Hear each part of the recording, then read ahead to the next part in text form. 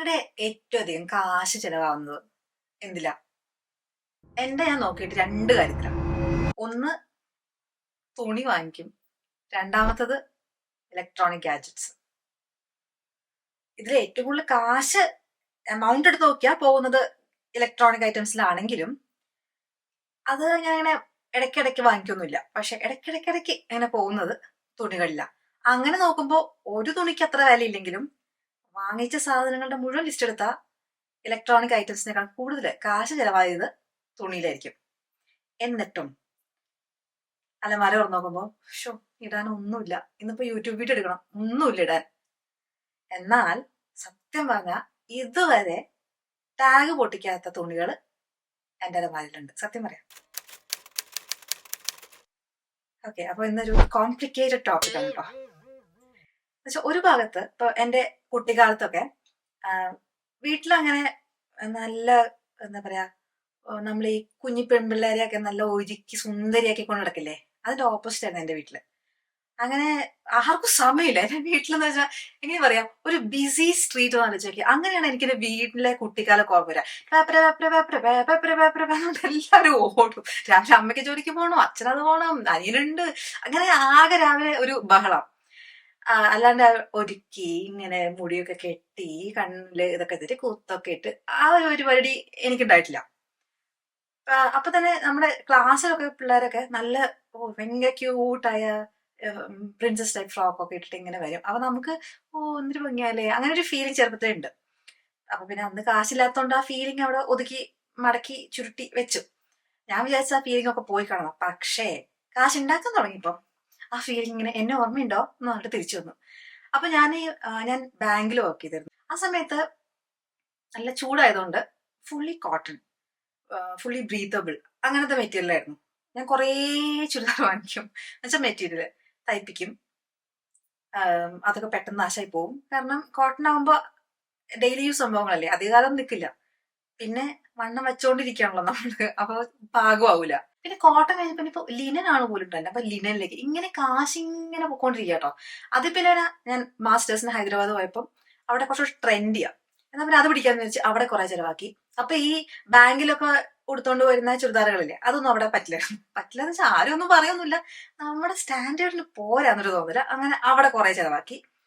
പിന്നെ അത് കഴിഞ്ഞ് ജർമ്മനിക്ക് വന്നപ്പം ആ ചെലവായ കാര്യങ്ങളൊക്കെ തീർന്നു. കാരണം ഇവിടെ നല്ല തണുപ്പാ. അപ്പൊ അതിന് പറ്റിയ നമ്മള് ജർമ്മനിക്കൊക്കെ ഞാൻ സ്റ്റാർട്ടിങ്ങിൽ വരുന്നവര് അവര് പ്രത്യേകം ശ്രദ്ധിക്കേണ്ട ഒരു കാര്യമുണ്ട്. ക്ലോത്ത്സ് വാങ്ങിക്കുമ്പം നല്ല ശ്രദ്ധിച്ച് വാങ്ങിച്ചോളൂ, ഇല്ലെങ്കിൽ നല്ല പണി കിട്ടും. എനിക്ക് കിട്ടിയതാണ്. ഞാൻ അതിനെക്കുറിച്ചൊരു വീഡിയോ അടുത്തായിട്ട് ഇടാം. പക്ഷെ ഇപ്പൊ പറയേണ്ട കാര്യം എന്ന് വെച്ചാൽ ഈ വാങ്ങിച്ചെന്റെ കാശ് മുഴുവൻ തീരും. എനിക്ക് തോന്നിയത് ഈ ചെറുപ്പത്തിലെ ഇങ്ങനെ കുറെ അധികമൊന്നും ഡ്രസ്സുകൾ ഇടാണ്ട് അല്ലെങ്കിൽ കുപ്പായങ്ങളൊന്നും കിട്ടാണ്ടുള്ള ഒരു ആഗ്രഹ പൂർത്തീകരണത്തിനായിരിക്കും ഞാൻ പിന്നീട് ഡ്രസ്സുകൾ വാങ്ങിക്കുന്നതെന്നാ. പക്ഷെ ഇതിൽ അങ്ങനെ ഒരു ബന്ധം കാണുന്നില്ല. കുറെ കുപ്പായങ്ങൾ ചെറുപ്പത്തിലുള്ള ആൾക്കാരും ഇതേ ട്രെൻഡിലാണ് പോണത്. അപ്പൊ അതല്ല അവിടുത്തെ പ്രോബ്ലം കേട്ടോ. ഒരു വർഷത്തില് എത്ര ഹോളിഡേയ്സ് ഉണ്ടാവും? ഇന്ത്യയിലാണെങ്കിൽ നിറയെ ഹോളിഡേയ്സാണ്. അതിന്റെ കൂടെ ഇപ്പൊ വിദേശത്തെ ബ്ലാക്ക് ഫ്രൈഡേ, പിന്നെന്താണ് ഹാലോവീൻ, എല്ലാ ഹോളിഡേയ്സും ഇവരെടുത്തിട്ട് എല്ലാ ദിവസവും സെയിലാ അല്ലെ. അതും 50%, 60%ഒക്കെയാണ് സെയില്. ഈ ഇത്രയും സെയിലിൽ വരുമ്പോ നമുക്കിങ്ങനെ അയ്യോ ഇപ്പൊ വാങ്ങിച്ചില്ലെങ്കിൽ നഷ്ടപ്പെടില്ലേ, പിന്നെ എനിക്ക് ഈ അവസരം തിരിച്ചു കിട്ടില്ലല്ലോ, അയ്യോ പോയല്ലോ, സാധനം പോയല്ലോ, ഇങ്ങനത്തെ ഒക്കെ ഫീലിംഗ് ആണ് വരിക.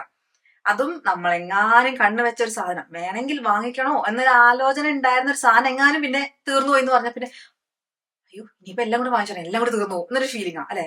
ഒരു തരം ആക്രാന്തം. അങ്ങനെയൊക്കെ നമുക്ക് സിമ്പിൾ ഭാഷയിൽ പറയുകയാണെങ്കിലും ഇതൊരു തരം മെന്റൽ ഹെൽത്ത് ഇഷ്യൂ തന്നെയാണ് അല്ലെ. എനിക്കൊക്കെ സ്ട്രെസ് വരുമ്പോ ഞാനത് തീർക്കുക പോയി ഷോപ്പ് ചെയ്തിട്ടാണ്. പക്ഷെ എനിക്ക് ഷോപ്പ് ചെയ്യണത് തന്നെ ഇല്ല കേട്ടോ. ചില സമയത്ത് ഇങ്ങനെ ഓരോ തുണികളൊക്കെ ഇട്ട് നോക്കി കൊള്ളൂല എന്നത് തിരിച്ചു വെക്കാം എന്ന് പറഞ്ഞ് വന്നാലും ഒരു സമാധാനം കിട്ടുന്നുണ്ട്. അത് ഞാൻ ഈ അടുത്താണ് റിയലൈസ് ചെയ്തത്. ഭംഗി ഇല്ലാന്ന് തോന്നുകയാണെങ്കിൽ തിരിച്ചു വെക്കുക, അപ്പൊ തന്നെ ഒരു ആശ്വാസം കിട്ടുന്നുണ്ട് കേട്ടോ. അതൊരു വലിയ ആശ്വാസമാണ്, അതാ തിരിച്ചറിഞ്ഞത്. പിന്നെ നമുക്ക് വേണ്ടി മാത്രമല്ലല്ലോ, കുട്ടികൾക്ക് വേണ്ടി ഷോപ്പ് ചെയ്തതെന്ന് പറഞ്ഞാൽ ഒരു വേറെ ഒരു ലെവൽ ഏരിയ. കാരണം ഈ കുട്ടികൾ ഇങ്ങനെ വളർന്നുകൊണ്ടിരിക്കുകയാണല്ലോ. പണ്ടൊക്കെ ഞങ്ങൾ കുട്ടികളായിരുന്നപ്പം ഒരു ഒരു ഏകദേശം ഒരു റൗണ്ട് ചെയ്തൊരു ഏജാണ് വാങ്ങിക്കുക. ഇപ്പൊ 5 വയസ്സുള്ള കുട്ടിയാണെങ്കിൽ ഒരു 10 വയസ്സുള്ള കുട്ടിക്കുള്ള സാധനം വാങ്ങിക്കും. എന്നിട്ട് പറയുന്നത് ഈ 10 15 വയസ്സായിരുന്നു ഇതിടും, അപ്പോ അത് മുതലാവൂലോ എന്ന് വെച്ചിട്ട്. വീട്ടുകാർക്ക് അറിയാം നമ്മളിങ്ങനെ വളർന്നോണ്ടിരിക്കുകയാണെന്ന്. പക്ഷെ ആ സ്ട്രാറ്റജി ഇപ്പോഴത്തെ പിള്ളേരുടെ എടുക്കാൻ തോന്നില്ല നമുക്ക്. നമ്മുടെ പിള്ളേരൊക്കെ ഈ വലിയ സംഭവങ്ങളൊക്കെ ഇടിച്ച് നടത്താൻ പറ്റില്ലോ. അപ്പൊ അതുകൊണ്ട് അവിടെയും പിന്നെ ഇവിടെ ജർമ്മനിയിൽ വന്നപ്പോ ഒരു ഗുണം എന്ന് വെച്ചിട്ടുണ്ടെങ്കിൽ കുട്ടികളുടെ കുറച്ചുകൂടെ അഫോർഡബിൾ ആയിട്ടുള്ള ക്ലോത്ത്സ് ഇവിടുത്തെ സൂപ്പർ മാർക്കറ്റ്സിൽ അവൈലബിൾ ആവും. നമ്മൾ സാധാരണ പച്ചക്കറിയും സാധനമൊക്കെ വാങ്ങിക്കാൻ പോണ സൂപ്പർ മാർക്കറ്റ് ലിഡിൽ, ആൽഡി, അവിടെയൊക്കെ ഒരു സോണ്ടർ അയൽ, ഒരു സ്പെഷ്യൽ അയൽ ഉണ്ടാവും അവിടെ. ഞാൻ മിക്സ് ചെയ്ത് തോന്നുന്നു. സോണ്ടർ എന്ന് വെച്ചിട്ടുണ്ടെങ്കിൽ സ്പെഷ്യൽ അയൽ എന്ന് പറഞ്ഞാൽ ഇംഗ്ലീഷ് ആയിപ്പോയി, അതിന് എന്തോ ഒരു സംഭവം ഉണ്ട്, പേര് പറയും. അപ്പൊ അവിടെ ഇങ്ങനെ ഓരോരോ സീസൺസ് തുടങ്ങുമ്പോൾ ഈ ക്ലോത്ത്സ് വരും. അത് കുറച്ചുകൂടെ അഫോർഡബിൾ ആണ്. നമ്മൾ ഈ സലാൻഡൊക്കെ ഓർഡർ ചെയ്ത പിള്ളേരുടെ ഓർഡർ ചെയ്ത ഒരു പ്രാവശ്യം ചെല്ലി പിടിക്കുക, അത് കഴിഞ്ഞ പിന്നെ തീർന്നു. അപ്പൊ ഞാൻ പറഞ്ഞു തന്നത് ഈ സെയിൽസ് കാരണം നമ്മൾ അവിടെ എന്നും കുറെ കാശ് കൊണ്ട് കൊടുക്കും. പിന്നെ അത് കഴിഞ്ഞപ്പോ പിന്നെ ഈ യൂട്യൂബിലൊക്കെ കുറെ മിനിമലിസ്റ്റ് ഇറങ്ങിലോ, മിനിമലായിട്ട് ജീവിക്കുക എന്നുവെച്ചാ ഒരു അണ്ടർവെയർ, ഒരു ബ്രാ വേണ്ട, ബ്രാലെസ്സാ നല്ലത്. പിന്നെ അല്ല, ഒരു രണ്ടെണ്ണം വേണ്ടി വരും മാറ്റിയിടണ്ടേ. പിന്നെന്താ, ഒരു കുപ്പായം വീട്ടിലിടാൻ ഒരെണ്ണം, അല്ല വേണ്ട, വീട്ടിലും പുറത്തൊക്കെ ഇടാൻ പറ്റിയ രണ്ടെണ്ണം. അത്യാവശ്യം ഒരു ചെരുപ്പ്, കുട വേണമെങ്കിൽ എടുത്തോ, മഴ കൊള്ളാൻ താല്പര്യമുണ്ടെങ്കിൽ അത് വേണ്ട. ഇങ്ങനെ ആകെ ഒരു കുഞ്ഞു ബാഗിൽ കൊള്ളാവുന്ന, അല്ലെ ഇത്ര വലിയ ബാഗൊന്നും വേണ്ട, കുഞ്ഞു ബാഗിൽ കൊള്ളാവുന്ന തുണി തിരികിയിട്ട് ജീവിക്കുക. പിന്നെ വളരെ മിനിമലിസ്റ്റിക് ആയിട്ട് കട്ടിലും അതൊക്കെ എടുത്ത് കളഞ്ഞ് തറയില് ബെഡ്ഷീറ്റ് വിരിച്ച് കിടന്നുറങ്ങുക, തലോണ പോലും വേണമെന്നില്ല, ആ ഒരു ലെവലിലേക്കുള്ള മിനിമലിസം. പക്ഷെ എനിക്കത് ആലോചിക്കുമ്പോഴേ അങ്ങോട്ട് എത്താൻ പറ്റുന്നില്ല. ആഗ്രഹമുണ്ട് കേട്ടോ, കുറെ കാലം മിനിമലിസ്റ്റിക് ആവണം എന്ന് വിചാരിക്കും. എന്നിട്ട് മിനിമലിസ്റ്റിന്റെ കുറെ വീഡിയോസ് കാണും, എന്നിട്ട് നേരെ പോയി കുറച്ച് ഷോപ്പ് ചെയ്യാൻ സ്ട്രെസ് തീർക്കാൻ വേണ്ടിയിട്ട്. അങ്ങനെയായിരുന്നു എന്റെ മിനിമലിസ്റ്റിക് ജേണി. അത് നടക്കില്ല എന്ന് എനിക്ക് തോന്നി. മിനിമലിസം നമുക്ക് പറഞ്ഞിട്ടുള്ളതല്ല എന്നെനിക്ക് ഉൾവിളി ഉണ്ടായി. അപ്പൊ ഞാൻ വിചാരിക്കും ഈ ചില വീഡിയോസിലൊക്കെ ഒരു പ്ലേറ്റ്, ഒരു സ്പൂൺ, ഇതൊക്കെ ഉള്ളൂ അവരുടെ വീട്ടില്. അപ്പൊ ഞാൻ വിചാരിക്കും വീട്ടിലൊരു ഗസ്റ്റ് വന്ന് എന്ത് ചെയ്യും? എനിക്കറിയില്ല കേട്ടോ. ഗസ്റ്റും വരില്ല എന്നാണോ, അങ്ങനെയാണോ, അവരെയും വേണ്ടാന്ന് വെച്ചോ, അറിയില്ല. ഞാൻ കളിയാക്കല്ല കേട്ടോ, എനിക്കിതൊക്കെ ശരിക്കും ഉണ്ടായ സംശയങ്ങളാണ്. നമ്മൾ എന്ത് ചെയ്യും, ആവശ്യത്തിന് സാധനങ്ങൾ വേണ്ടേ? അപ്പൊ പിന്നെ ഈ ഷോപ്പിംഗ് എന്ന് പറയുന്നത് നമുക്ക് നമ്മുടെ കൾച്ചറിന്റെ ഭാഗമായിപ്പോയി. ഇപ്പൊ ഒരാള് വരുമ്പോ നമ്മള് അയാൾക്ക് കൊടുക്കാവുന്ന ഒരു ഗിഫ്റ്റ് എന്ന് പറയുന്ന ഒരു ഷോപ്പിംഗ്. അപ്പൊ നമ്മള് പുറത്തുനിന്നൊക്കെ വരുമ്പോ എല്ലാവർക്കും തുണി വാങ്ങിച്ചു കൊടുക്കുക, അവര് നമുക്ക് തുണി വാങ്ങിച്ചു തരും. നല്ലതാണ്, കിട്ടുമ്പോഴും കൊടുക്കുമ്പോഴൊക്കെ സന്തോഷം തന്നെയാ. പക്ഷെ ഇതിങ്ങനെ കുമിഞ്ഞുകൂടി അല്ലെ, കുട്ടികളുടെയൊക്കെ എസ്പെഷ്യലി വളർന്ന് അവര് വേറെ സൈസായി പോയി. നമ്മൾ വാങ്ങിച്ചു കൊടുക്കുന്നത് ചിലപ്പോൾ കുട്ടികൾക്ക് പാകാവേ ഇല്ല. ശരിക്കും കുട്ടികൾക്കൊക്കെ ഡ്രസ്സ് വാങ്ങിക്കുമ്പോൾ ശരിക്കും നമ്മൾ അവരോട് വിളിച്ച് ഏത് സൈസാണ് നിങ്ങൾക്ക് വേണ്ടതെന്നൊക്കെ ചോദിച്ചാൽ, അല്ലെങ്കിൽ കുട്ടിക്ക് 2 വയസ്സ് അങ്ങനെ 5 വയസ്സിന്റെ സൈസ് വാങ്ങിച്ചു കൊടുക്കുക നല്ലത്. ഇല്ലെങ്കിൽ ഞാൻ കാണുന്ന കുട്ടികൾക്കൊക്കെ ഒറ്റ പ്രോബ്ലം ഉള്ളൂ, എത്ര കുപ്പായായിരിക്കണേ കുഞ്ഞു പ്രായത്തിന്റെ, ഒന്നും ഉപയോഗിച്ച് തൊട്ടിട്ട് പോലും ഇല്ല എന്ന് പറയണേക്കാം. അപ്പൊ അത് നമ്മൾ വാങ്ങിച്ചു കൊടുക്കുന്നവർ ഇത്തിരി സൂക്ഷിക്കണം, ഇല്ലെങ്കിൽ നമ്മൾ വീണ്ടും ഇങ്ങനെ ഡ്രസ്സുകളുടെ വലിയ പർവ്വതങ്ങൾ വീടുകളിൽ ഉണ്ടാവാൻ ചാൻസ് ഉണ്ട്. ഞാനിപ്പം കുറച്ചുകൂടെ മൈൻഡ്ഫുൾ ആയിട്ട് ഷോപ്പ് ചെയ്യാൻ ശ്രമിക്കാറുണ്ട്. ഇപ്പോൾ ഞാൻ ചെയ്യുന്ന കുറച്ച് കാര്യങ്ങൾ പറഞ്ഞേക്കാം കേട്ടോ. ഒന്നെന്ന് വെച്ചാൽ ഞാൻ എന്തെങ്കിലും ഒരു സാധനം സെയിലാണെങ്കിൽ ആ വശത്തോട്ട് അധികം പോവാതിരിക്കാൻ ശ്രമിക്കും. കാരണം നമ്മൾ തുറന്ന പിന്നെ അതിങ്ങനെ നോക്കി സ്ക്രോൾ ചെയ്ത് ഒരുതരം ബ്രെയിൻ റോട്ട് സംഭവിക്കും. ഇങ്ങനെ സ്ക്രോൾ ചെയ്ത് ഈ ഇൻസ്റ്റഗ്രാമൊക്കെ സ്ക്രോൾ ചെയ്യുന്ന പോലെ തന്നെയാണ് ഈ ഷോപ്പിംഗ് സൈറ്റ്സ് സ്ക്രോൾ ചെയ്യുമ്പോൾ ഉള്ളൊരു മൈൻഡിന്റെ അവസ്ഥ. പിന്നെ ആ സാധനം ഇപ്പൊ ഞാൻ വാങ്ങിച്ച ഇത് ഞാൻ എത്ര കാലം ഉപയോഗിക്കാൻ ചാൻസ് ഉണ്ട് എന്ന് നോക്കും. അത് ജസ്റ്റ് ഒരു സംഭവത്തിന് വേണ്ടിയിട്ട് ഉപയോഗിക്കാനുള്ളതാണെങ്കിൽ ഞാനത് വാങ്ങിക്കാതിരിക്കാൻ നോക്കും. പക്ഷെ കല്യാണങ്ങളൊക്കെ ആണെങ്കിൽ നമുക്ക് ഒരു രക്ഷയില്ല. പക്ഷെ ഈ കല്യാണങ്ങൾക്ക് ഞാനിപ്പോ വെച്ചാൽ നമുക്ക് ഓൾറെഡി നമ്മുടെ കല്യാണം കഴിഞ്ഞപ്പോ കിട്ടിയ കുറെ സാരികളുണ്ടല്ലോ, അതൊന്നും പിന്നെ വെളിച്ചം കണ്ടിട്ടില്ല. അങ്ങനത്തത് റീയൂസ് ചെയ്യാനാണ് ഇപ്പൊ ഞാൻ വിചാരിക്കുന്നത്. എന്തിനാണ് ഒരു ഇവന്റിന് വേണ്ടി മാത്രമായിട്ട് നമ്മൾ വാങ്ങിച്ചു കൊടുക്കുന്നത്? അങ്ങനത്തെ എത്ര സാധനങ്ങൾ ഇരിക്കണം കല്യാണത്തിന്റെ ഒക്കെ.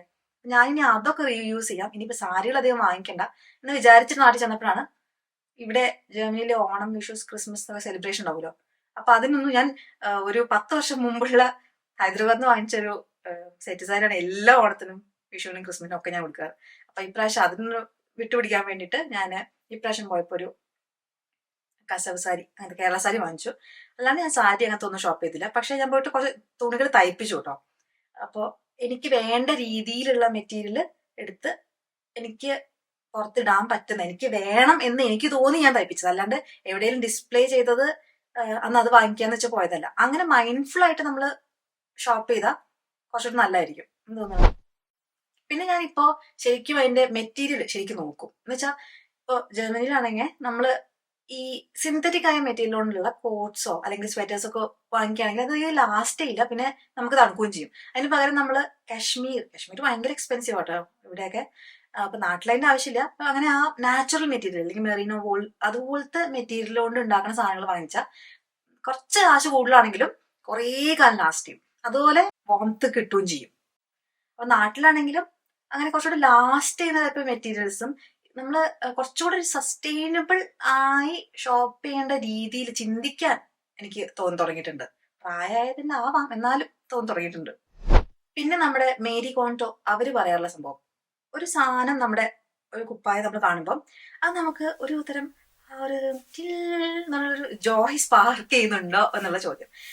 അങ്ങനെ നോക്കിയാൽ എന്റെ അലമാര മുഴുവൻ എടുത്തിട്ട് കളയാൻ എനിക്ക് തോന്നും. ഒന്നും ഒരു 90% സാധനങ്ങളും അങ്ങനെ ഒരു ജോയും സ്പാർക്ക് ചെയ്യാത്ത സാധനങ്ങളാണ് ഉള്ളത്. പക്ഷെ അങ്ങനെ നമ്മൾ ചിന്തിക്കുമ്പോൾ അറ്റ്ലീസ്റ്റ് നമുക്ക് ഉള്ള സാധനങ്ങൾ അവിടെ ഇരിക്കട്ടെ, പുതിയത് വാങ്ങിക്കുമ്പോൾ അത് നമുക്ക് വല്ലാത്തൊരു ജോയ് സ്പാർക്ക് ചെയ്യോ, നമ്മുടെ അലമാരയിൽ അത് ഇരിക്കുന്നത് കണ്ട അതെടുത്ത് ഇടാൻ തോന്നും. അങ്ങനെ കുറച്ചുകൂടെ ഒന്ന് ഇമാജിൻ ചെയ്ത് പല സമയത്ത് നമ്മൾ അങ്ങനെ ചിന്തിച്ചാൽ നമുക്ക് തോന്നും ഇനി നമ്മൾ ഇടില്ല. പിന്നെ വേറെ കാര്യം എന്താ പറയുക, നമ്മൾ മാച്ച് ചെയ്യാൻ ശ്രമിക്കണം. നമുക്ക് ഓൾറെഡി ഉള്ള ഔട്ട്ഫിറ്റിന്റെ കൂടെ ഇതൊക്കെ പോകും. ഞാൻ പറയണത് വർക്ക് ചെയ്യുന്ന പ്രൊഫഷണൽസ് ഒക്കെ നമുക്ക് ട്രൗസേഴ്സും ഷർട്ടും സൂട്ടൊക്കെ ഉണ്ടെങ്കിൽ ഇതെല്ലാം കൂടെ ഒരു കോമ്പിനേഷനിൽ പോവോ. ഇപ്പൊ നമ്മൾ ടോപ്സ് വാങ്ങിക്കുകയാണെങ്കിൽ കൂടെ നമുക്ക് അതിന് മാച്ച് ആവുന്ന സ്കേർട്ട് ഉണ്ടോ, ഓൾറെഡി ഉണ്ടോ എന്നൊക്കെ നോക്കാം. ഇല്ലെങ്കിൽ പിന്നെ നമ്മൾ ഈ ടോപ്പ് വാങ്ങിച്ചതിന്റെ അടുത്ത് നമ്മൾ സ്കേർട്ട് വാങ്ങിക്കാൻ പോകും.